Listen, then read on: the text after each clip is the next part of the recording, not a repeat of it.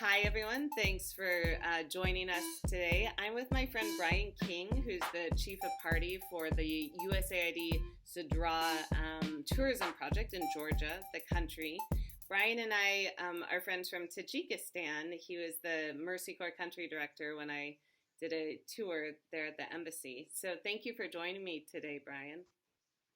Thanks, Lila. Happy to be here. And it's the Zdra project, Is and it hard to we pronounce? also work in agriculture. Nice, nice. In Georgia, so you're in Georgia.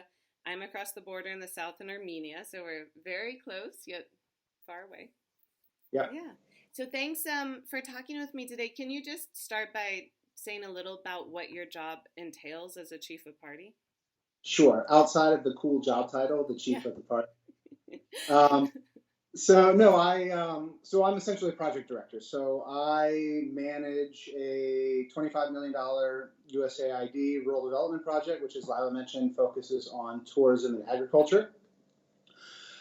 We work in the rural areas, especially in vulnerable areas. But what I do day to day is project management. So I keep track of activities. I have a team that is about 50 people. So I have 50 Georgian staff. I have one American. And we implement a diverse range of activities from grant programs to trainings to technical assistance, and I got to keep track of all of that and keep the wheels in motion, keep the money going out the door, so that I can meet my spending targets, which is always important. But also doing things by the book, so I have to deal with a lot of regulations, making sure that the money is spent not just on the right activities, but in the right way, and it meets all the requirements that the U.S. government places on us, so that we're not giving money to the wrong people or the wrong way. So I manage budgets, I manage activities, I meet with local government counterparts on a regular basis.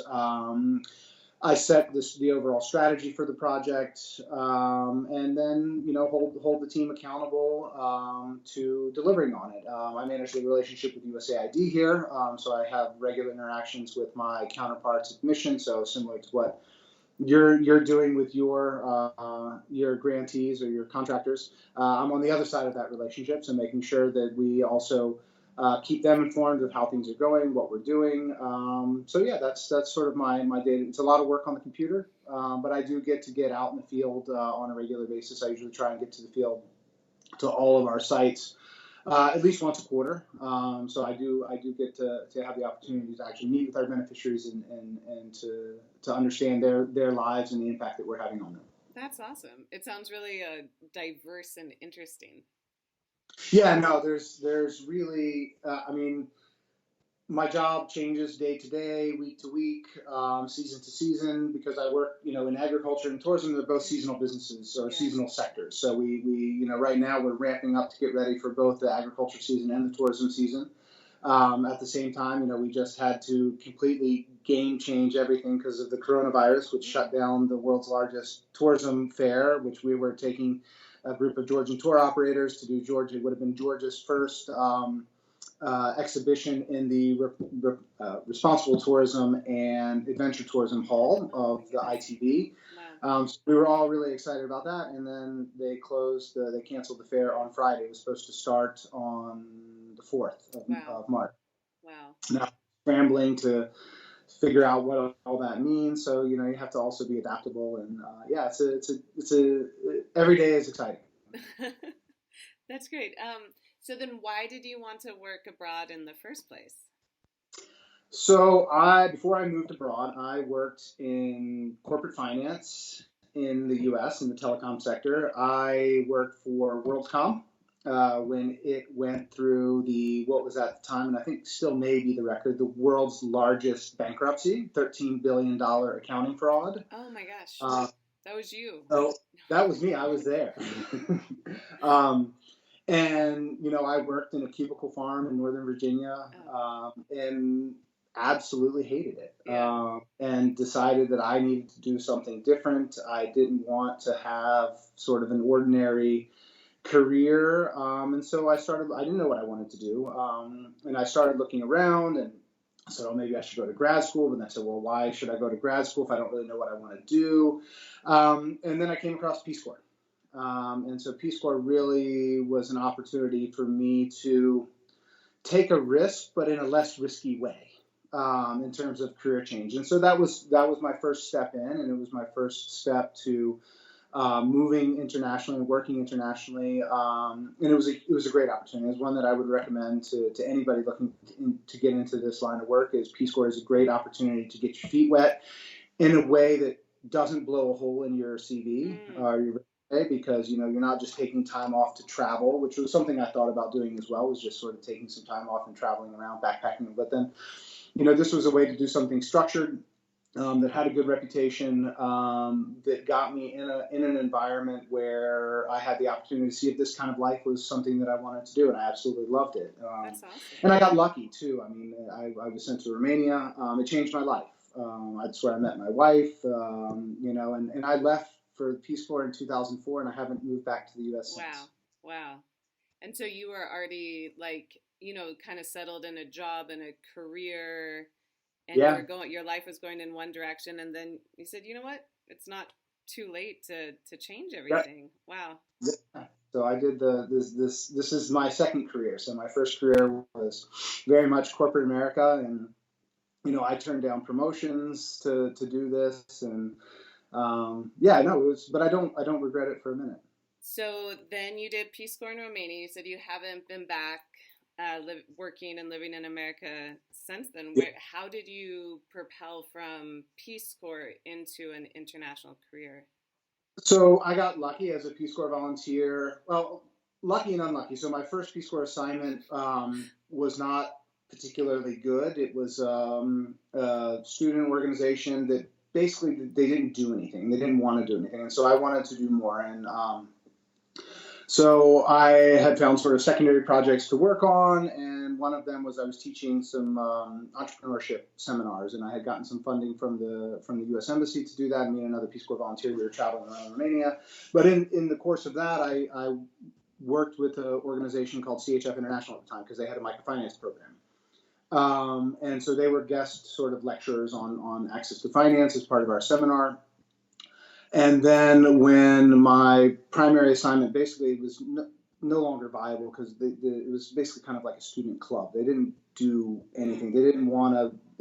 And so I was looking for something else. And so I went to CHF and I said, look, I'm looking for a full-time sort of Peace Corps volunteer job, and can I work with you? And so they brought me into their office in the site where I was working, and they were running a tourism program there. And so I ended up working on the project as a volunteer, which was a really great experience to sort of see a USAID project in action, but from sort of the field level. So I was not, not like my current role, but it also gave me the opportunity that, when I was transitioning out of Peace Corps, there was an opportunity for me to stay on working for CHF on the project in Romania. And so, because again, they were winding down the project, and some of the staff had left, and so they needed somebody, but they didn't.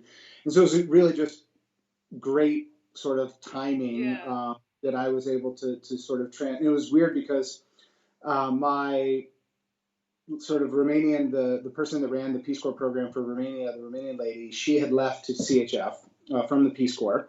And so she was kind of my boss when I was a Peace Corps volunteer, and then I became her boss but we have a great relationship, and it really worked out well, and she's still a friend. And, but it was really interesting and sort of fortuitous in that I had this opportunity coming out of, and I moved to Bucharest, and I took over as basically the deputy chief of party on the project. And worked in Romania for another year and a bit on the project, and then managed to stay with CHF. I went from there to Mongolia. So they hired me as the deputy chief of party on a project in Mongolia.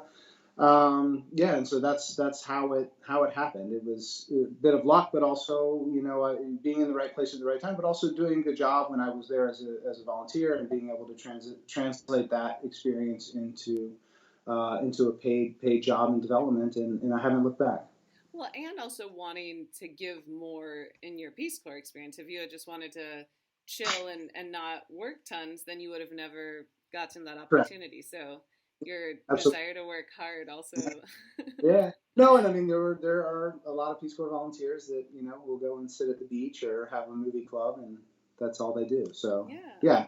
So you get credit for that one. But it is interesting how like in retrospect you're like, wow, just like my desire to help that community got me with CHF, and then doing a good job volunteering where you actually had, it was such a um, low, like you didn't have to like perform, but you did, and that Hmm. just everything lines up. It's easy in retrospect to connect those dots, but at the time I think it's just helpful to remember that it's not a straight line, and Hmm. you just, when you're receptive to opportunities, then you never know what might Yeah. happen. Yeah.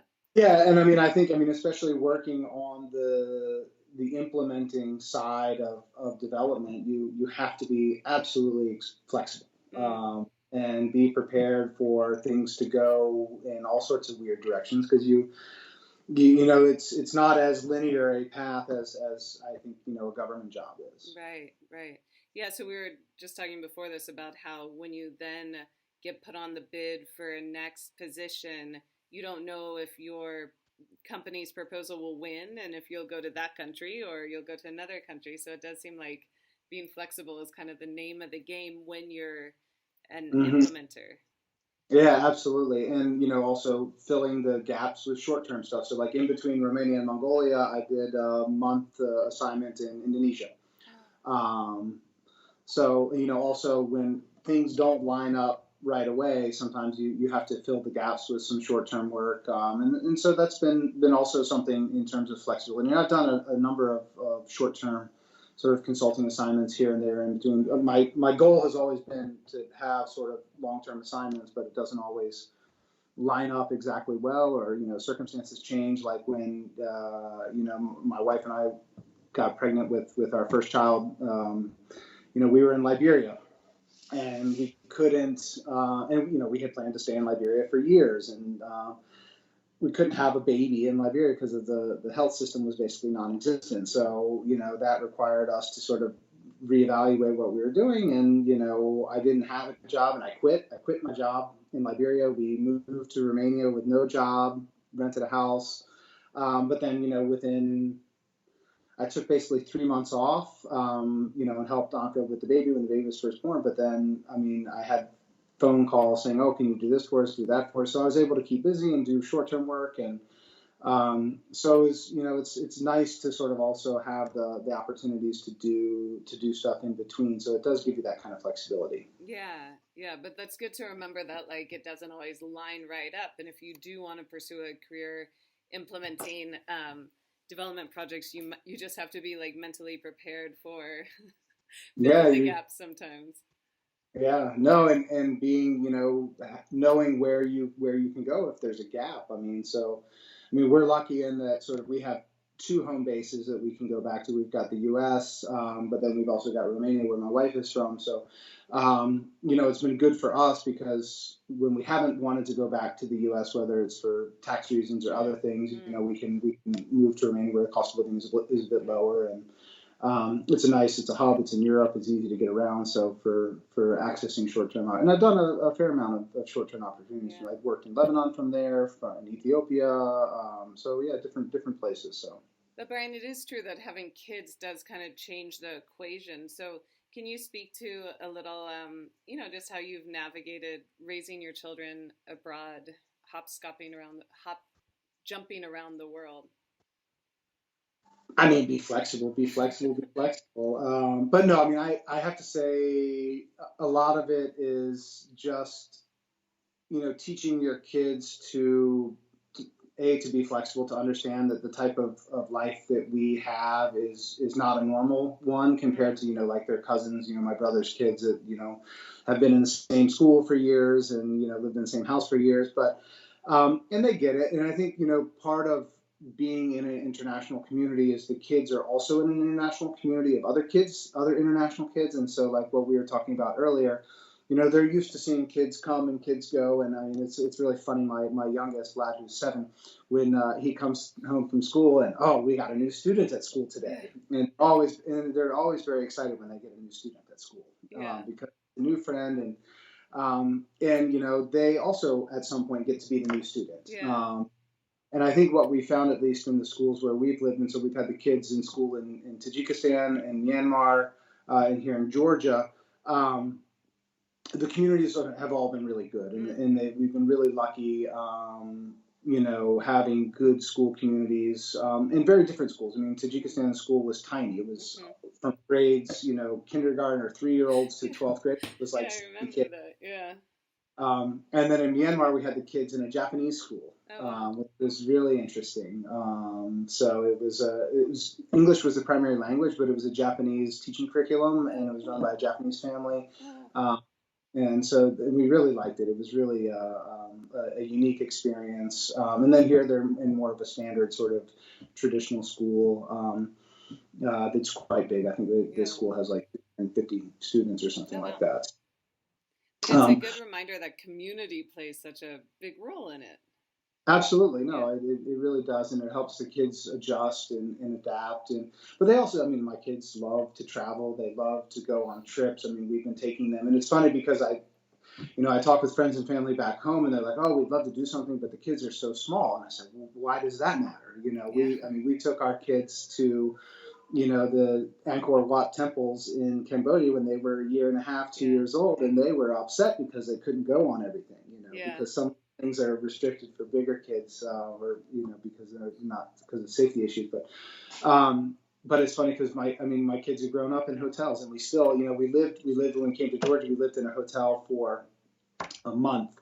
While we were trying to find a house, and still to this day, when we drive by the hotel, they're like, "The hotel, yeah, the hotel." It's really funny. Yeah. Well, and kids are so resilient. I think that's what people lose sight of when they don't just throw their kids into different cultures and different situations, that they really do roll with the punches a lot, and especially when it's what it's just they're used to doing. Mm-hmm. Yeah. Yeah. No, and they by their nature are living in a diverse culture. They're exposed to multiple languages. We had in my kids' classes kids from 7, 8 countries. It's really so just that exposure in and of itself, I think, is valuable, and it also they learn from that experience, and they're children of the world, and they get to explore, and it's fun. Yeah, no, I love that. So, Brian, here you are, almost 2 decades into your international career, and you're well established. Looking back, what do you wish you had known when you were just getting started?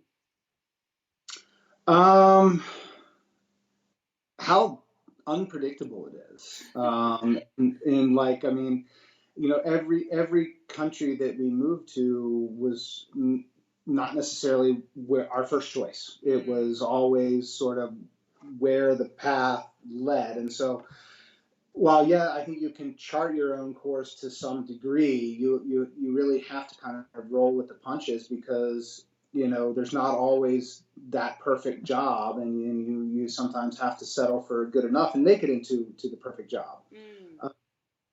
And I think I didn't really realize that, because when I started, my first goal was I wanted to stay in Romania another year. I wanted to work there, and I didn't really think too much about what was going to happen after that.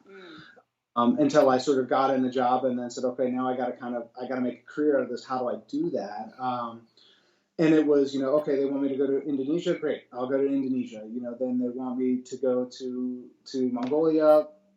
Great, I'll go to Mongolia. Mongolia was so cold. I mean, and like, and I didn't, you don't think about these things, but like, we showed up in Mongolia, and it was the first post that I had married, and Anka was there, and we show up, and it's, for the first 6 weeks we were there, the warmest it got was -25.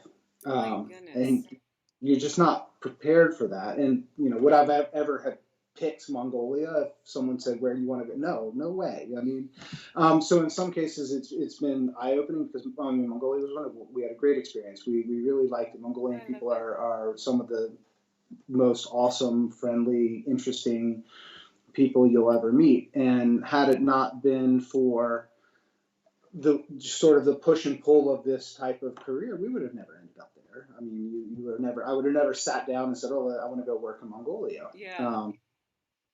So I think, that unpredictability is something Yeah. I didn't really understand. The fact that, and it also, I mean, the jobs, especially on as working for a contractor implementing partner, um, there aren't that many jobs for foreigners. I mean, for 3 years of the project here, I was the only American on the Yeah. project. In most places, you're one, maybe two, on each project, and so the sort of the pool of jobs available is really quite small. Oh, interesting. I mean, I'm lucky now that I'm at the point in my career where I have enough experience. I have um, enough of a work history and a history of success that I can be a bit more choosy, in terms of sort of what proposals I want to be bid on. Whereas, 5 years ago, it was kind of, do I meet the minimum qualifications of experience? Can I get on, do it, and then hope something, hope something works out. But now, because I've hit the magic 15 years of experience, and I have successful projects, that I've managed.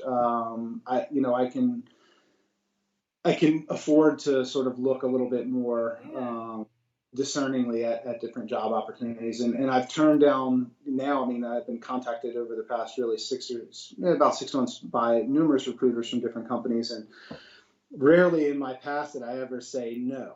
Well, And that's, now, yeah. which is nice. I love that saying no is like a mark of success. Yeah, But I but it could see is. that. Yeah. It Yeah. is. And then you also Um, recently got an online degree too, didn't yep. you? Yeah, so I got my master's. I finished my master's in 2015, so it took me 4 years. So I did an online master's through the University of London, the Center for Environment and Development. Great, it's at the School for Oriental and African Studies at the University of London. Fantastic program, highly recommended for working professionals in development that need, and you have to have your master. If you don't have a master's degree, you can't progress in Yeah. this field. Yeah. It's just possible you won't meet the minimum qualifications. I didn't have mine. At that time, I knew I needed to get my master's. I didn't. I wasn't able to take a time off and do a residency. 1 year, 2 year Right. program, and it was really great because it was completely flexible. The instruction was great. I was able to work remotely. I did it. I finished it basically in Myanmar. So I started in Tajikistan. And the fact that I was able to do an international move. We had our second child while I was getting my master's. But it was great, and I would highly recommend it to working professionals as really an ideal. And they have great options. I mean, I did my master's in environmental economics, which was something that I was really interested in. So I had my undergrad in economics. But they have all sorts of different programs. But yeah, it was something that I kind of knew going in, but not really realized how important it was to have that degree. And it's absolutely essential. When I always tell people you don't need a master's to do the job, but you need the master's to get the job. And Absolutely. yeah. Yeah, no, it was funny because as a returned Peace Corps volunteer that never returned, but anyway, I'm still technically a returned Peace Corps volunteer. I get invited, especially in countries like Georgia where they have a Peace Corps presence. So actually this week on Friday, I'm going to sit on a panel with other former volunteers for the volunteers that are now finishing their service here in Georgia. Oh, that's awesome. They always ask it, and I just tell them, I say, you got to get the master's, get it. Yeah. Because if you want to be in this line of work, you have to have it. But I really appreciate that, your story is a good example of you don't have to do it at the beginning of your career, and you don't have to just take a 1 or 2 year timeout from your life because, you have kids, you have bills, you can't always do that. So I appreciate that example of just you can integrate it into your life and keep working while you Yeah. pursue that degree. That's a really good example. It So wasn't easy. no, no, I can only imagine. I mean, I remember how intense grad school was without a partner, without children, without a job. Like, I respect that. And that's why, 4 years, you do it a little at a time Yeah. when you can, but you kept your eye on the prize. I'm proud Yeah. of you. No, And so getting a master's, that's really great advice to people starting out on their career. What other advice do you have? I mean, it depends on where you're starting from. I mean, if you're starting coming out of college, do a study abroad. I didn't do study abroad in college. I did in high school. I went to Germany Cool. on an exchange visit for 3 months. But I mean, see if it's right for you, if it's a good fit for you, because it does require a lot of adaptation, a lot of patience, and some people just aren't cut out for it. And then look at the track you want to go on, because there's a lot of different tracks. I mean, you can do what I do, which is basically project management, be a chief party, run the project. You can do finance. Those jobs are fewer and further between, simply because you have a lot of capable national staff that can do the accounting work and the finance work. But there are, especially in big complex programs or big complex countries, the financial management is usually done by an expatriate. But then you can also be a technical expert, and you can be a professional consultant, and do expertise and do short-term field assignments. So, and a lot of those people come from the private sector, and they sort of have evolved their career. So, like, we have a tourism guy that we work with. His name is Jack Delph, and he's really fantastic. And why is he fantastic? Because he actually runs a tour company. And he runs a very successful tour company in Montenegro that specializes in high-end adventure travel. And so, I mean, he has contracts with REI, with all the big super. And so we bring him to work with our tour operators here to share his experience, and he is instantly credible. So even if and so you have a lot of these people that come later in life to development, they do it.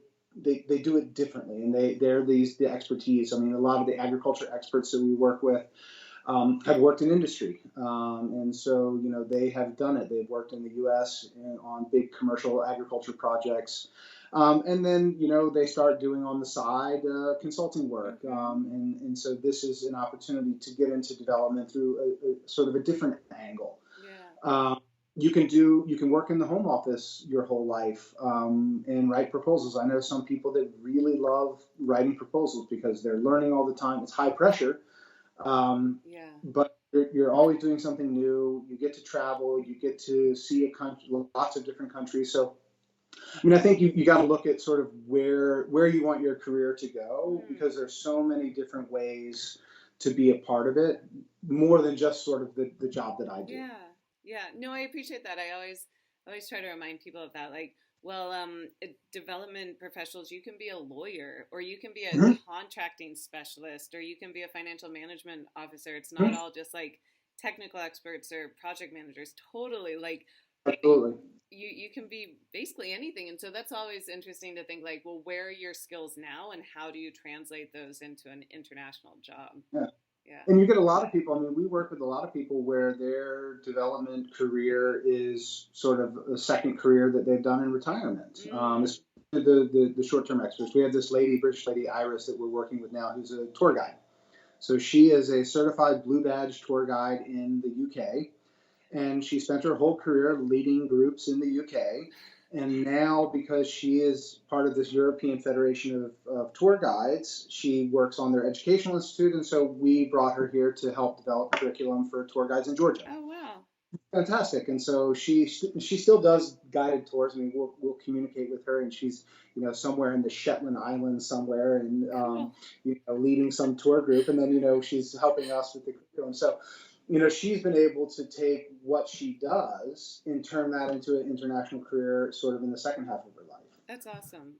And so I think in some ways it's a really cool opportunity for people that, don't want to maybe make it their initial primary career. It's a way to be involved in development at a later stage when you actually have a lot of expertise that you can offer. Yeah. Well, and it's a good reminder that you're never too young or too old to have a career change, or to pursue a dream, or to try something new. Absolutely. Way to go, Iris. Iris is awesome. Yeah. She's really fun. No, I believe that. Cool. Well, Brian, thank you so much. I really appreciate you taking the time. Do you have any last words of wisdom you want to share? No, I would just encourage people that if they want to get into into the industry, into development, into whatever range of development, because I mean it's so broad in terms of the type of work that's done, whether it's humanitarian assistance, whether it's sort of what I do, which is more economic development focused, or whether it's sort of high end, sort of trade negotiations or diplomacy or these other things. That as long as you are flexible and willing to sort of not walk into this with too many preconceived notions, and really sort of find your way, there will be a way. Yeah. Because you can do it. Anybody can do it if they're passionate, if they think about where they want to be, and not be afraid to take a windy road to get Yeah. there, because it can happen. But it's immensely rewarding. I wouldn't change. Everybody asks me, what if I had it to do all over again? Would I change anything? I said no, because part of the uncertainty of it has been part of the fun, part of but like raising a family abroad. I mean, when I left the U.S. in 2004, I had no idea I'd be sitting here talking to you, 15, 16 years later, having not really gone back to the U.S. again, and having a international life, and it's fantastic, and I highly recommend it to anybody. That's awesome. That's so cool. Well, thank you, Brian, and thank everyone for listening. Please leave a comment if you have a question for Brian. Please subscribe and know that you are on your way.